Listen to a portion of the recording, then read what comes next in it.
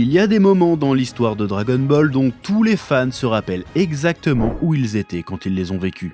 Le Super Saiyan de Goku sur Namek, le Kamehameha père-fils contre Cell, la première transformation en Super Saiyan 3. Et plus récemment, ces dernières années, un autre moment est venu s'ajouter à cette liste. Nous sommes en mars 2018. Un épisode de Dragon Ball Super est diffusé au Japon. Sur internet, les serveurs commencent à saturer, les réseaux sociaux explosent, les vidéos réactions se multiplient, le monde entier retient son souffle. Pour la première fois, Goku atteint une forme totalement nouvelle, l'Ultra Instinct. Et face à lui, un guerrier immobile, un guerrier silencieux, un guerrier qui jusqu'ici semblait invincible. Jiren. Ce combat n'était pas juste un affrontement spectaculaire, c'était un événement, un moment générationnel. La preuve que, même après des décennies, Dragon Ball pouvait encore faire vibrer la planète entière. Un moment entré dans la légende, qui doit sans doute autant à la transformation ultime de Goku qu'à l'antagoniste qu'il affronte. Un moment que tous les fans, même les plus critiques, chériront jusqu'à la fin de leur jour. Qu'est-ce qui a réellement rendu ce combat aussi marquant ? Était-ce la transformation, l'animation exceptionnelle, le contexte de diffusion, les musiques ? Probablement un mélange de tout ça. Mais il doit aussi énormément à une chose, la présence de Jiren. Au point que pour beaucoup de fans, il représente l'antagoniste ultime de Dragon Ball Super, le plus puissant, le plus impressionnant, le meilleur. Et c'est précisément là que pour moi, le débat commence. Parce qu'à ceux qui affirment que Jiren est le meilleur antagoniste de Dragon Ball Super, j'ai envie de poser une question simple. Et si il était aussi le pire ? Mais avant d'aborder le pire, abordons le meilleur avec le sponsor de la vidéo du jour, Mammouth AI. Mammouth AI, c'est une plateforme française qui regroupe les plus grosses intelligences artificielles au même endroit. GPT, Claude, Gemini, Mistral, même des générateurs d'images. Tu peux poser la même question à plusieurs modèles, comparer les réponses et garder celui qui te donne le meilleur résultat. En quelques clics, tu peux changer de modèle sans avoir à tout recommencer, tester plusieurs approches et gagner énormément de temps sur tes projets. Moi par exemple, je m'en sers pour m'aider à choisir laquelle des miniatures que j'ai faites est la plus susceptible de générer du clic. Ça me permet de comparer les réponses, ajuster mes compositions et faire mon choix final. Et le gros point fort, c'est le prix. En effet, au lieu de cumuler plusieurs abonnements à 20€ chacun, Mammouth AI te propose un accès multi-IA pour environ 10€ par mois. Et en plus niveau sécurité, Mammouth AI met le paquet. Vos données restent confidentielles, vos prompts ne sont ni stockés ni utilisés pour entraîner les IA. La plateforme est conforme au RGPD avec une entreprise basée à Paris et des serveurs en Allemagne. Et vous gardez le contrôle total en pouvant supprimer votre historique à tout moment. Si vous voulez tester l'IA et trouver le modèle qui vous correspond vraiment, je vous mets le lien en description. Que la passion vous guide. Si Jiren a marqué autant les esprits, c'est avant tout parce que son introduction dans Dragon Ball Super a été presque parfaite. Avant même qu'il le combatte réellement, le personnage est entouré d'une aura de mystère, soigneusement construite par la mise en scène. Lors de sa première apparition, il ne parle presque pas, il ne cherche pas à impressionner, il ne fait aucun geste spectaculaire, il est simplement là, assis en méditation, comme si le chaos du tournoi du pouvoir ne le concernait même pas. Il est un peu en mode je laisse les enfants jouer entre eux, mais attention, faites pas trop de bruit pour pas déranger ma sieste. Oui, sinon ça va barder. Oui. Tout dans la réalisation nous indique qu'il est la véritable menace. Les Pride Troopers le respectent de manière quasi religieuse. Toppo, ainsi que Vermoud lui-même, semblent reconnaître sa supériorité. Et les dieux de la destruction évoquent son nom avec une forme d'inquiétude inhabituelle. Et quand les dieux de la destruction te respectent, c'est que tu pèses de ouf. Pour la première fois dans Dragon Ball Super, l'antagoniste n'est pas un dieu ou une quelconque entité cosmique, mais bel et bien un mortel.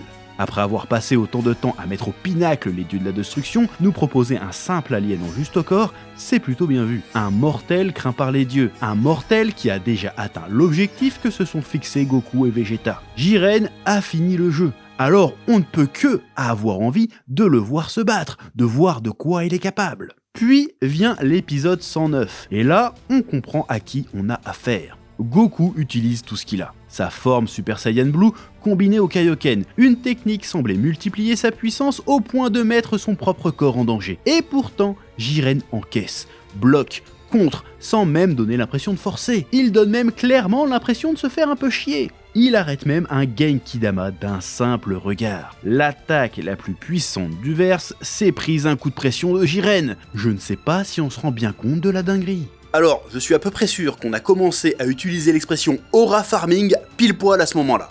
Oui. Dans l'épisode d'après, tout le monde se souvient de la folie de Goku sous prémisse de l'Ultra Instinct, mais j'ai revu l'épisode. Goku livre une sacrée perf, mais Jiren, pour lui c'est juste un échauffement. Et juste après, il no-diff hit sans transpirer, le grand rival de Goku lors d'un arc précédent, je vous le rappelle. Et tout ça sans dire un mot ou presque. Non, vraiment, je comprends tout à fait la hype autour du personnage. Lui, il ne provoque pas, ne monologue pas, ne cherche pas à humilier ses adversaires. Il agit avec une froideur presque clinique, comme si le combat n'était qu'une formalité, une obligation. Cette puissance calme, silencieuse, presque abstraite, contraste fortement avec les antagonistes emblématiques du passé. Là où Freezer et Cell prenaient plaisir à dominer, Jiren semble avoir dépassé ce stade. Il ne cherche pas à prouver qu'il est le plus fort, il le sait. Et c'est précisément cette certitude qui le rend inquiétant. Il devient moins un personnage qu'une présence, moins un rival qu'un obstacle inévitable. Cette impression atteint son paroxysme lors de l'éveil de l'Ultra Instinct. Pendant des décennies, Dragon Ball a construit sa mythologie autour de transformations spectaculaires, chacune marquant une étape dans l'évolution de Goku. Mais l'Ultra Instinct n'est pas une transformation comme les autres, c'est un état divin, une rupture totale avec la logique habituelle du combat. Et si cet instant est aussi marquant, c'est en grande partie parce que Jiren en est le déclencheur. Sans cette pression constante, sans cette domination presque humiliante, Goku n'aurait jamais été poussé aussi loin. En ce sens, Jiren joue parfaitement son rôle d'antagoniste, celui d'une force nécessaire pour faire évoluer le héros. Goku, pendant le tournoi, il balance tout ce qu'il a. Il monte le SCJ1, SCJ2, le God, le Blue Kaioken. Alors que Jiren, lui, il débarque que avec ses gros muscles, pas de transformation, pas de power-up, rien du tout, ce qui est extrêmement rare, voire du jamais vu pour un méchant de Dragon Ball. Et en plus de ça, ça l'empêche pas de casser des bouches. Lui. Son design participe également à cette efficacité. Jiren possède un physique extrêmement simple, presque minimaliste, un corps massif, des yeux noirs sans expression, un costume sobre, on dirait un petit gris de Roswell sous stéroïdes. Cette simplicité renforce son côté universel, presque symbolique. Il incarne une idée plus qu'une identité, celle de la puissance absolue. Pendant une grande partie du tournoi du pouvoir, Jiren est présenté comme un personnage monolithique. Il est toujours là, en arrière-plan, silencieux mais omniprésent, comme une menace qui plane sur tous les combattants. Même lorsqu'il n'agit pas, il impose une pression constante sur le récit. Le spectateur sait qu'à tout moment, il peut intervenir et renverser la situation. Cette gestion du personnage est extrêmement intelligente, car elle permet de maintenir une tension durable sans avoir besoin de le montrer constamment en action. Jiren devient ainsi le fantasme du boss final parfait, une montagne infranchissable, un titan à affronter et à abattre. Ouais, Jiren, c'est un petit peu le grand frère du quartier, tu vois, qui est tranquille dans son coin, mais qui descend de temps en temps en bas du bâtiment dès que quelqu'un fait le show pour le calmer, pour rappeler c'est qui le patron. Calé passe en mode berserker et commence à faire sortir du monde, il arrive, il la gifle direct, et oui. Freezer commence à s'emballer, à faire un peu trop le malin, bam, une gifle. Magic Kaio qui commence à éliminer des Pride Troopers, là, bam, il arrive, vient le calmer direct. Goku qui commence à le titiller, grosse calotte dans sa bouche, bah oui, on n'a pas le temps, nous. À ce stade de l'histoire, tout semble indiquer que Dragon Ball Super tient enfin un antagoniste capable de rivaliser avec les grandes figures du passé. Un ennemi qui redonne de l'enjeu, qui oblige le héros à évoluer, qui impose une présence quasi mythologique. Un antagoniste qui impressionne, fascine et surtout qui promet un affrontement d'anthologie. Jiren apparaît alors comme la réussite totale d'un Dragon Ball moderne plus spectaculaire, plus cosmique, plus ambitieux que jamais. Mais c'est là que mon avis sur le personnage devient paradoxal. Je comprends tout à fait que son côté monolithe invincible, Aura Farmer, incarnation de la puissance absolue, a d'attrayant.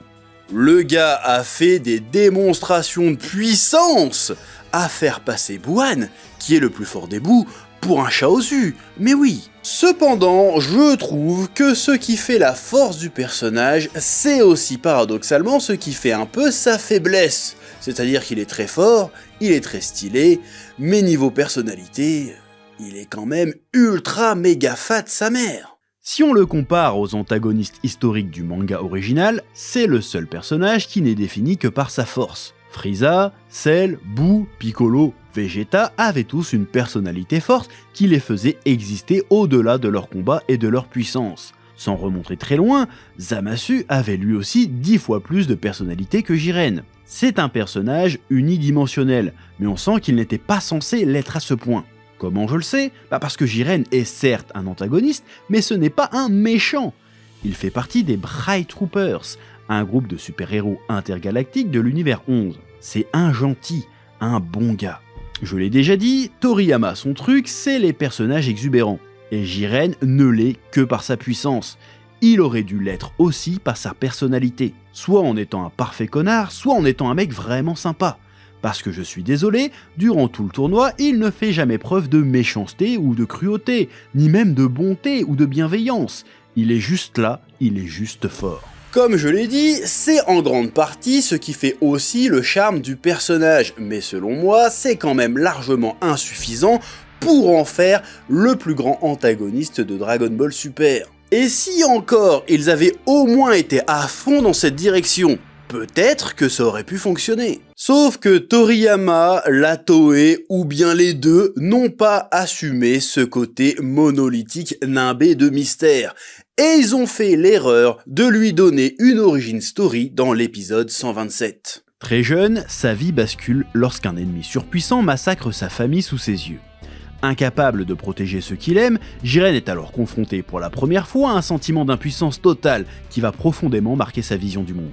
Recueilli par un maître, il commence à s'entraîner pour devenir plus fort, avec l'espoir de pouvoir un jour se venger et empêcher que d'autres tragédies similaires ne se reproduisent. Pendant un temps, il trouve une nouvelle famille auprès de ses compagnons d'entraînement, développant des liens, une confiance qui semble lui permettre d'avancer. Mais le drame se répète, son maître est à son tour tué par le même ennemi, et lorsque Jiren cherche à poursuivre le combat, ses camarades refusent de le suivre, effrayés par la puissance de leur adversaire. Abandonné une seconde fois, Jiren comprend alors une vérité fondamentale. La confiance et l'amitié ne suffisent pas à protéger les gens. Seule la force absolue permet d'éviter la souffrance et la perte. À partir de ce moment, il décide de se consacrer entièrement à l'entraînement, coupant progressivement ses émotions et ses attachements. Sa quête n'est plus motivée par la vengeance, mais par la volonté de ne plus jamais dépendre de qui que ce soit.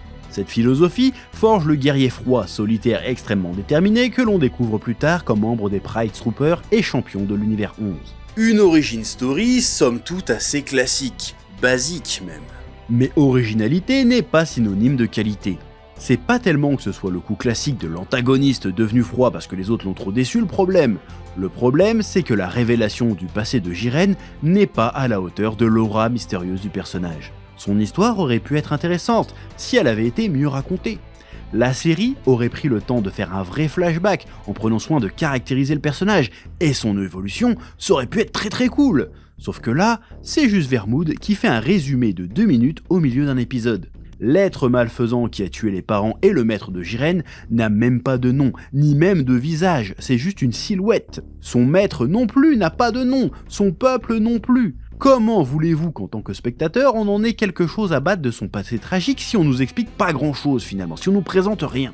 À cause de cette origin story bâclée, Jiren est passé du plus grand aura farmer du verse à un vulgaire Sasuke de Wish. Je pense qu'ils auraient dû assumer d'en faire un pur symbole de puissance et de ne pas l'expliquer plus que ça. C'est ce qu'ils ont fait avec Hit, et ça marche très bien. Le gars arrive, aura farm, fait des attaques stylées et repart. Certes, ça n'en fait pas un grand personnage, mais au moins il reste cool. Mais Jiren, couplé à son manque de personnalité, ce background, ça le dessert. Après, c'était peut-être l'objectif, de désacraliser ce symbole de puissance pour le rendre plus humain, plus vulnérable. Le problème, c'est que ça n'a pas été très bien fait. L'humaniser, ça permet aussi de justifier sa défaite. Jiren ne perd pas parce qu'il est le moins puissant, non. Il a même largement tenu tête à la forme ultra-instinct maîtrisée de Goku. Il a perdu parce qu'il était seul, parce qu'il a refusé de faire confiance à ses camarades, les Pride Troopers, et qu'il a absolument voulu gagner par lui-même, peu importe les enjeux. Alors que Goku a été capable de travailler en équipe avec ses 17, et l'un de ses pires ennemis, Frieza. Alors c'est ça, l'âme de l'univers 7, la confiance. Ce sont les derniers mots qu'il prononce au moment de sa défaite. Cette réplique me fera toujours doucement rigoler parce que Goku et Frieza ne se font absolument pas confiance, il y a 0 moment de confiance là-dedans, c'est juste qu'ils ont vraiment pas le choix de s'associer. Tout ça pour dire que le soi-disant meilleur antagoniste de Dragon Ball Super a été vaincu par le pouvoir de l'amitié. Je ne suis pas contre le concept, mais sur le coup, il y a un truc qui sonne faux et peu inspiré. Je veux dire, si à la place de Frieza ça aurait été Vegeta, on aurait probablement tous soufflé du nez devant la scène. Hein. Elle est marquante parce que c'est Goku et Frieza. Mais du coup, ils ne sont pas amis. Alors attention, la scène me fait toujours autant d'effet même des années après, mais si on prend du recul et qu'on l'analyse froidement, elle tape un petit peu à côté narrativement parlant quand même. Oui, tout comme le personnage de Jiren. Au final, le personnage de Jiren est peut-être moins intéressant pour ce qu'il est que pour ce qu'il a provoqué. Parce que quand on repense à lui aujourd'hui, on ne se souvient pas d'un dialogue marquant, d'une réplique culte ou d'un moment de pure folie scénaristique, comme ceux qui ont façonné les antagonistes légendaires de Dragon Ball. On se souvient d'un combat, on se souvient d'une ambiance, on se souvient d'un instant suspendu où pendant quelques minutes, des millions de fans à travers le monde ont vibré ensemble devant leur écran. Jiren est indissociable de ce moment. Sans lui, pas d'ultra instinct maîtrisé. Sans lui, pas cette tension incroyable, pas cette sensation que Goku pouvait réellement perdre. Il a été la montagne à gravir, le mur à briser, la pression nécessaire pour faire évoluer le héros une nouvelle fois. Et en ce sens, il a parfaitement rempli son rôle. Mais un grand antagoniste ne se résume pas seulement à la puissance qu'il impose, ni au spectacle qu'il permet. Il se mesure aussi à l'empreinte qu'il laisse sur l'histoire, à la manière dont il continue d'exister dans l'imaginaire des fans, bien après la fin du combat. Et c'est peut-être là que Jiren atteint ses limites. Parce qu'au fond, il n'est pas vraiment entré dans la légende pour ce qu'il était, mais pour ce qu'il a déclenché. Il est fort, il est stylé, il est impressionnant, mais il lui manque cette personnalité, cette petite étincelle qui transforme un personnage en mythe. Là où Freezer terrifié, ou Cell fasciné, ou Majin Buu perturbé, Jiren incarne une force abstraite et mystérieuse. Une fois ce mystère éventé, il ne reste hélas pas grand-chose. Le personnage incarne une bonne partie de la série, l'une des grandes qualités de Dragon Ball, la puissance évocatrice. Cet élan qui, au détour d'un plan, d'une action, fait travailler l'imagination du spectateur. Jiren fasciné pour ce qu'il évoquait en nous, mais lorsqu'il s'est dévoilé, on s'est rendu compte que la réalité n'était pas du tout à la hauteur de ce que le personnage nous faisait ressentir. Et peut-être que c'est ça, au final, la vraie place de Jiren dans Dragon Ball.